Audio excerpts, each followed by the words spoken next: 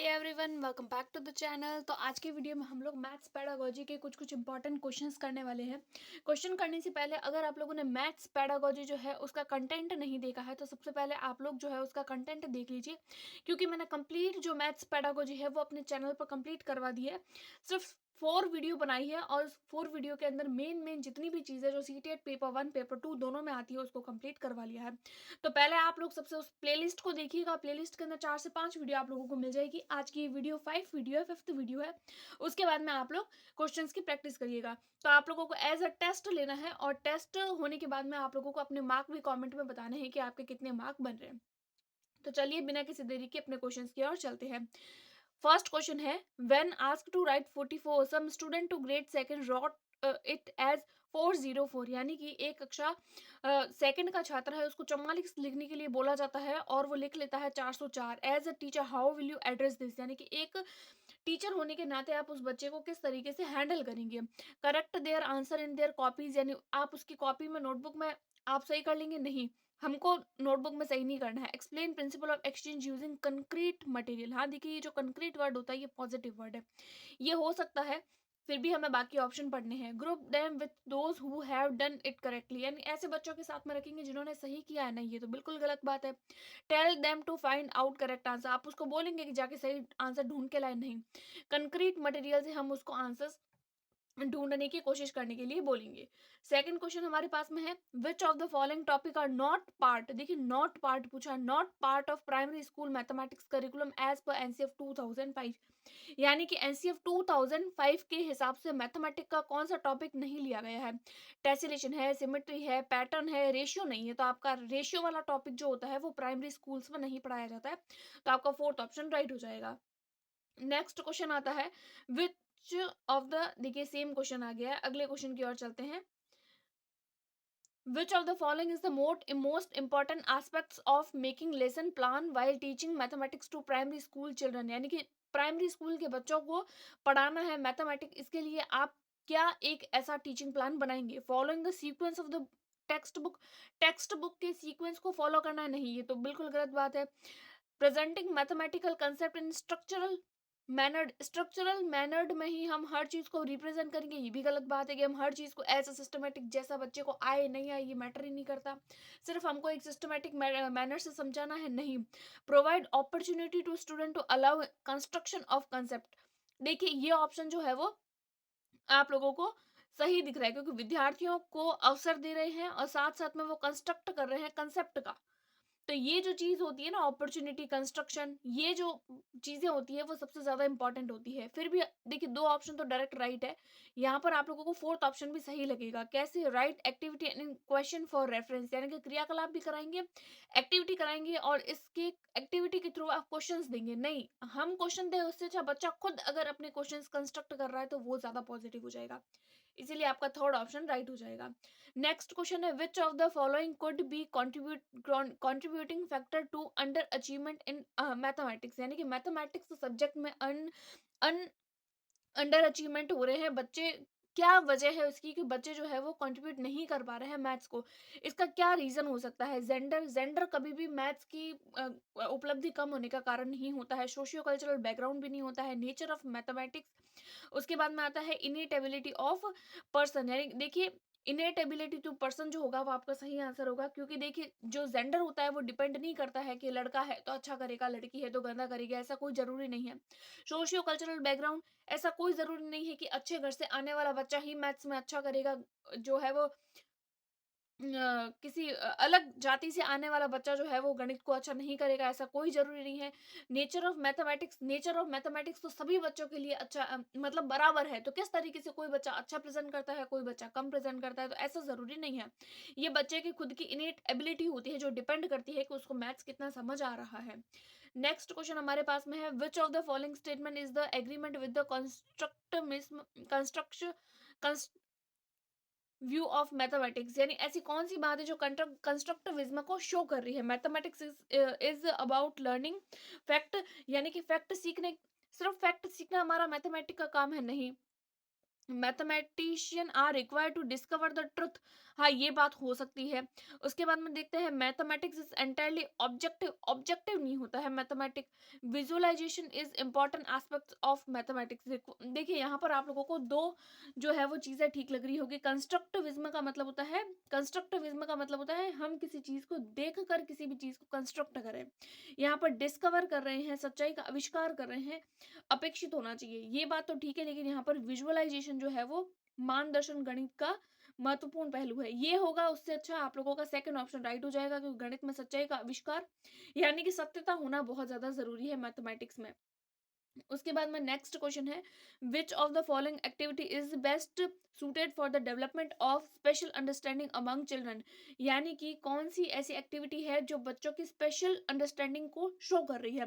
Drawing the top view of the bottle, locating city on the map, noting the time of moon rise, representing number on the number line. देखिए इन चारों में कोई भी बच्चा activity नहीं कर रहा है, लेकिन अगर फर्स्ट ऑप्शन देखते हैं तो बच्चा जो है उसमें एक्टिविटी कर रहा है, मतलब आपका फर्स्ट ऑप्शन राइट हो जाएगा। नेक्स्ट क्वेश्चन है, which of the following is indicator of mathematical reasoning. यानी कि मैथमेटिकल रीजनिंग को कौन सी एक बात शो कर रही है। Ability to provide definition of mathematic concept, यानी कि मैथमेटिक्स की डेफिनेशन देना, जी नहीं। Ability to provide the justification of mathematical procedure, procedure के बारे में बताना एक बात ठीक होती है। Ability to calculate efficiently, efficiently किसी भी चीज को कैलकुलेट करना कोई अच्छी बात नहीं है। एबिलिटी टू रिकॉल, रिकॉल तो अपने आप में ही नेगेटिव वर्ड है, तो आपका सेकंड ऑप्शन राइट हो जाएगा। नेक्स्ट क्वेश्चन हम देखते हैं, आइडेंटिफाई और describe practice of teaching geometry at primary level. प्राथमिक स्तर पर ज्यामिति के अध्यापन के लिए कौन सी ऐसी क्रिया है जो हम लोगों को करवानी है। Geometry at primary level should be limited to, limited रखना है हमने हमें बच्चों को, नहीं। The teacher should begin by giving clear definition of simple shape and showing example. यानी सबसे पहले टीचर जो है वो डेफिनेशन बता दे फिर कुछ शो कर दे, नहीं ऐसा भी नहीं करना है। Children should be given ample opportunity. देखिए ये अपॉर्चुनिटी वर्ड होता है ना, यही अपने आप में एक पॉजिटिव वर्ड है, तो आपका थर्ड ऑप्शन राइट हो जाएगा। उसके बाद में next question, which of the following statement is not true about concept map. Concept map के रिगार्डिंग कौन सी बात सही नहीं है। Concept map represent a collection of interconnected concept and link connected them. हाँ ठीक बात है, concept map should be constructed by teacher only. देखिए हम लोगों ने जब मैथ्स की पेडागोजी करी है तो उसमें मैंने आप लोगों को स्पष्ट बताया है कि कॉन्सेप्ट मैप जो होता है वो कभी भी टीचर नहीं करता है, वो टीचर और स्टूडेंट दोनों मिलकर करते हैं। हम लोगों से नहीं पूछा है तो नहीं वाला ऑप्शन ये हो जाएगा, क्योंकि यहाँ पर टीचर ओनली बोला है, बल्कि ये जो चीज होती है वो बच्चा और टीचर दोनों मिलकर बनाते हैं, तो आपका सेकेंड ऑप्शन राइट हो जाएगा। नेक्स्ट क्वेश्चन है, the assessment of what children learn is mathematics in primary classes should not focus in.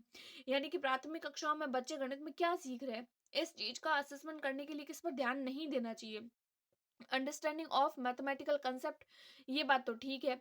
उसके बाद में आता है डेवलपमेंट ऑफ मैथमेटिकल लैंग्वेज, ये बात भी ठीक है कि वो डेवलप कर रहा है अपने मैथमेटिकल लैंग्वेज को, अंडरस्टैंड कर रहा है। उसके बाद में आता है प्रेक्साइनेस इन आंसरिंग मैथमेटिक्स प्रॉब्लम्स, यानी कि वो मैथमेटिक्स को सॉल्व करने में वो एकदम सही तरीके से जवाब दे रहा है। देखिए ये चीज गलत होती है, क्योंकि जरूरी नहीं है कि कोई भी बच्चा जो है वो किसी भी क्वेश्चन का आंसर एकदम सटीकता से दे, ऐसा कोई जरूरी नहीं है। डेवलपमेंट हो सकता है रीजनिंग स्किल्स का, ये बात हो सकती है, लेकिन सटीकता से आंसर दे ऐसा कोई जरूरी नहीं है। उसके बाद में नेक्स्ट क्वेश्चन है, as a child subtracted two number as show given. यानी एक बच्चा जो है वो इस तरीके से सब्ट्रैक्ट करता है, यानी कि वो क्या करता है, बोरो नहीं करता है, बल्कि है बोरो वाली सब्ट्रैक्शन, लेकिन विदाउट बोरिंग वो माइनस कर लेता है। वो बच्चा क्या गलती कर रहा है, which one of the following statement given idea about the child learning of subtraction. यानी कि बच्चे के सब्ट्रैक्शन के जो कंसेप्ट है उसको लेकर हमारे क्या विचार है। The child has misconception about place value in the process of subtraction. हाँ ये हो सकता है कि उसको प्लेस वैल्यू के बारे में नहीं पता हो। The child does not know how to subtract, देखिए हाउ टू सब्ट्रैक्ट तो हो नहीं सकता, उसने तो सब्ट्रैक्ट किया है, तो ये ऑप्शन गलत हो जाएगा। The child know the process of subtraction of two digit number. यानी कि बच्चा जो है वो केवल दो अंकों वाली संख्या के घटाव के बारे में ही जानता, नहीं ऐसा कुछ नहीं है। It is mistake and it can be rectify by repeated practice, यानी कि ये एक तरीके की मिस्टेक है जो बार बार प्रैक्टिस करवा के हम सही करवा सकते हैं, ऐसा जरूरी नहीं है। यहाँ पे बच्चे का मिसकंसेप्शन है प्लेस वैल्यू को लेकर, जो हम लोगों को प्रैक्टिस करा के और भी उसको अच्छे से समझा के उसके प्रोसेस को समझा के हम उसको करेक्ट कर सकते हैं। उसके बाद में नेक्स्ट क्वेश्चन है, a teacher encourage the children in her class to explain the physical property of the object around them in their own words. यानी कि एक टीचर है वो अपनी क्लास में बच्चों को उसके परिवेश में मौजूद भौतिक चीजें जो होती है उसको अपने शब्दों में बताने के लिए एनकरेज करता है। What is the most appropriate objective of the class to do such as activity in her students. यानी कि एक टीचर अपने स्टूडेंट के साथ में इस तरीके की एक्टिविटी कर रहा है तो वो क्यों कर रहा है। It is very interesting activity which can be performed in the free time to revisiting the concept of shape. यानी कि एक बहुत ही मतलब इंटरेस्टिंग मेथड है और खाली समय में हम इसको उपयोग कर सकते नहीं, खाली समय का उपयोग करना हमारा काम नहीं है। Children enjoy explain the object in their own language like they enjoy playing dumb charades. यानी कि अगर वो बच्चे जो है वो इस चीज को समझ जाएंगे तो वो दमशराज खेलने का आनंद लेंगे नहीं। It make be children observe the physical property, observe करना of an object informally which depend their understanding about shape. यानी ये बच्चों को अनौपचारिक रूप से किसी वस्तु के भौतिक गुणों का निरीक्षण करने जो उसके आकारों के बारे में सही को गहन करता है। ये बात ठीक हो सकती है क्योंकि यहाँ पर हम लोगों को अंडरस्टैंडिंग ऑब्जर्व करना इस तरीके के कुछ पॉजिटिव वर्ड्स दिख रहे हैं।